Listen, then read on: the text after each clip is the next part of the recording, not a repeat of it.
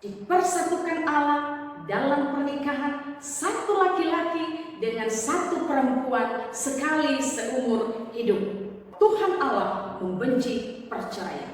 Jangan pernah berpikir bahwa kalau saya tidak cocok dengan pilihan saya kali ini, kalau saya tidak cocok dengan suami saya, istri saya, pasangan saya kali ini, saya nanti akan menggantinya. Saya akan cari yang lebih cocok dan yang lebih baik. Saya akan tukar tambah seperti mencari motor dan lain sebagainya. Tidak.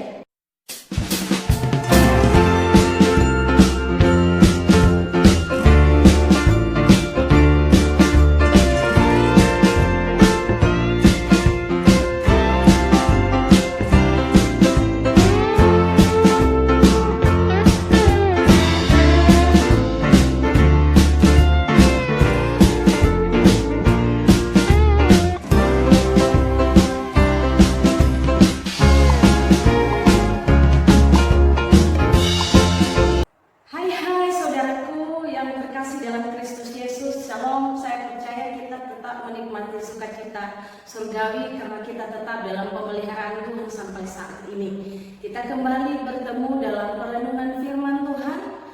Sebelumnya mari kita berdoa. Allah Bapa, di dalam nama anak-Mu Yesus Kristus, kesempatan yang Engkau berikan adalah anugerah bagi kami. Saat ini kami mau membaca dan merenungkan firman-Mu untuk kami menjadikan patokan dalam membina pernikahan kami seturut kehendak-Mu. Biarlah pimpinan-Mu dan pertolongan-Mu yang terjadi atas kami dalam perenungan firman Tuhan hari ini.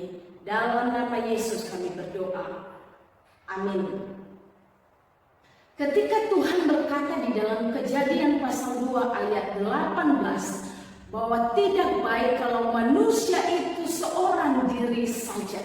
Itu artinya bahwa inisiatif terbentuknya sebuah keluarga atau inisiatif terjadinya sebuah pernikahan itu berasal atau datangnya dari Tuhan, dan artinya bahwa Tuhan punya tujuan sendiri di dalam pernikahan itu. Tujuan pernikahan Kristiani adalah untuk memuliakan Tuhan, bukan hanya sekedar status, bukan pula sekedar untuk mendapatkan keturunan atau untuk memuaskan hubungan seksual dan yang lain sebagainya. Sekali lagi, tujuan dari pernikahan Kristiani adalah untuk memuliakan Tuhan. Keluarga Kristen adalah miniatur kerajaan Allah yang harus mencerminkan hadirnya kerajaan Allah di bumi ini.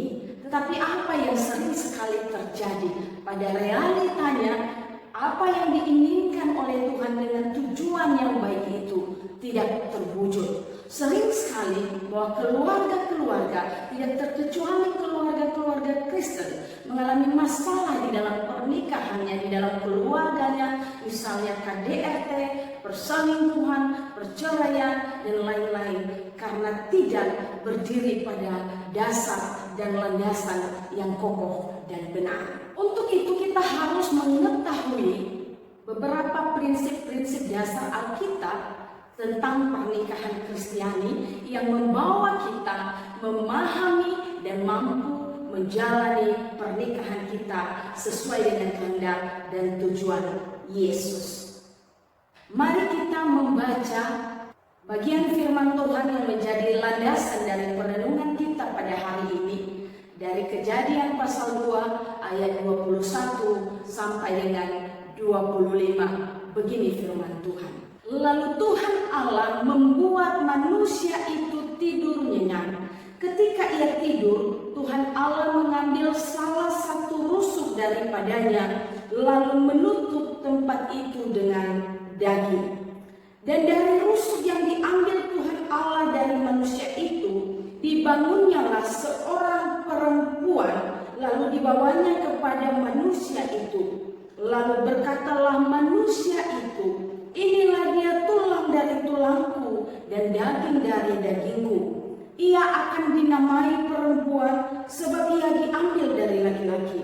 Sebab itu seorang laki-laki akan meninggalkan ayahnya dan ibunya dan bersatu dengan istrinya, sehingga keduanya menjadi satu daging. Mereka keduanya telanjang, manusia itu dan istrinya itu, tetapi mereka tidak merasa malu. Sedemikian jauh pembacaan firman Tuhan. Maka kita bisa melihat ada 5 prinsip Alkitabiah tentang pernikahan Kristiani. Yang pertama, bahwa Tuhanlah yang berotoritas menentukan dan memberkati dengan siapa kita menikah dan menjalani pernikahan kita dengan pasangan. Walaupun Tuhan memberikan kebebasan kepada kita untuk menentukan pilihan dan pasangan kita. Dan supaya kita tidak salah memilih dan menentukan pasangan kita, maka doakanlah sungguh-sungguh, minta petunjuk Tuhan untuk menentukan dan memilih pasangan hidup kita. Sehingga kelak di dalam perjalanannya Tuhan terus juga yang akan campur tangan dan memberkati pernikahan kita. Yang kedua, adanya hubungan timbal balik antara laki-laki dengan perempuan, antara suami dengan istri, untuk saling mencintai, untuk saling menjaga, untuk saling memahami dan menghargai, bukan untuk saling menuntut dan menghakimi. Itulah yang dikatakan di dalam ayat 23, pengakuan dari seorang Adam, inilah dia tulang dari tulangku dan daging dari dagingku. Kalau kita membaca di dalam Kolose pasal 3 ayat 18 dan 19, hubungan yang timbal balik ini pun sungguh jelas disampaikan, ditulis oleh seorang Paulus, bahwa seorang perempuan, seorang istri harus tunduk kepada suaminya, dan seorang suami harus mengasihi istrinya dan tidak berbuat kasar terhadap istrinya. Ini artinya bahwa masing-masing pasangan harus bisa menerima kelebihan dan kekurangan satu dengan yang lain. Yang ketiga, kesiapan seorang laki-laki yang mau menikah untuk bertanggung jawab menghidupi, memenuhi kebutuhan lahir batin anggota keluarganya, istri dan anak-anaknya. Itulah yang dikatakan di dalam Kejadian pasal 2 ayat 24, bahwa seorang laki-laki akan meninggalkan ayahnya dan ibunya dan bersatu dengan istrinya. Dan kalau kita melihat juga di dalam 1 Korintus pasal 11 ayat 3, bahwa seorang laki-laki adalah kepala keluarga yang menjadikan Kristus sebagai kepala atau teladan di dalam kepemimpinannya. Dan termasuk ini bertanggung jawab juga tentang hal keuangan. Jangan pernah laki-laki mau menikah ketika ia tidak siap lahir batin untuk bertanggung jawab memenuhi kebutuhan istri dan anak-anaknya. Yang keempat, perlunya keterbukaan dan kejujuran antara suami dengan istri. Itulah yang dikatakannya di dalam Kejadian pasal 2 ayat 25. Keduanya menjadi satu daging.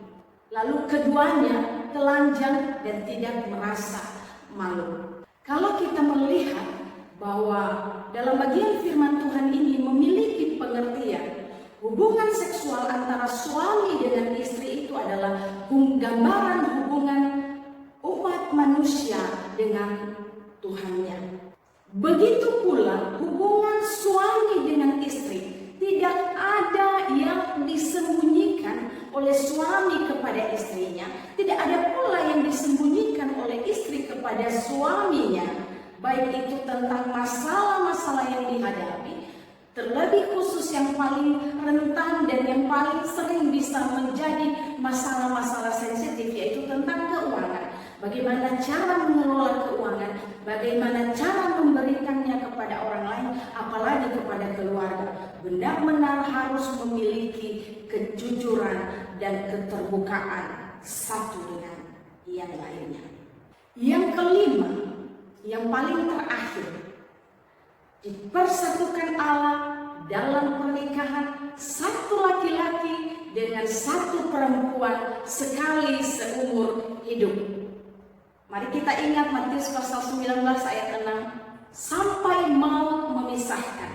Dan di dalam Maleakhi pasal 2 ayat 16, bahwa Tuhan Allah membenci perceraian. Jangan pernah berpikir bahwa kalau saya tidak cocok dengan pilihan saya kali ini, kalau saya tidak cocok dengan suami saya, istri saya, pasangan saya kali ini, saya nanti akan menggantinya. Saya akan cari yang lebih cocok dan yang lebih baik. Saya akan tukar tambah seperti mencari motor dan lain sebagainya. Tidak. Oleh sebab itu, jangan pernah main-main, jangan pernah sepelekan. Memilih pasangan, menentukan pasangan, doakan sungguh-sungguh. Dari kelima hal di atas, mari Bapak Ibu, bagi yang masih belum memahami, perbaharui komitmen pernikahanmu. Hiduplah sungguh-sungguh, selalu berdoa di hadapan Tuhan. Andalkan Tuhan, mintalah petunjuk dan campur tangan Tuhan untuk hidup dan masa depan keluargamu. Percayalah bahwa Tuhan akan selalu menyertai dan memberkati hidup dan masa depan keluargamu seumur hidupmu. Amin. Mari kita berdoa. Terima kasih Tuhan untuk perenungan hari ini. Pimpinlah kami, tolonglah kami untuk senantiasa menjadikan Engkau pimpinan atas keluarga kami, menjadikan firman-Mu sebagai patron bagi kami, menjalani pernikahan kami, kehidupan keluarga kami seturut dengan kehendak-Mu. Di dalam nama Yesus kami berdoa dan mengucap syukur. Amin.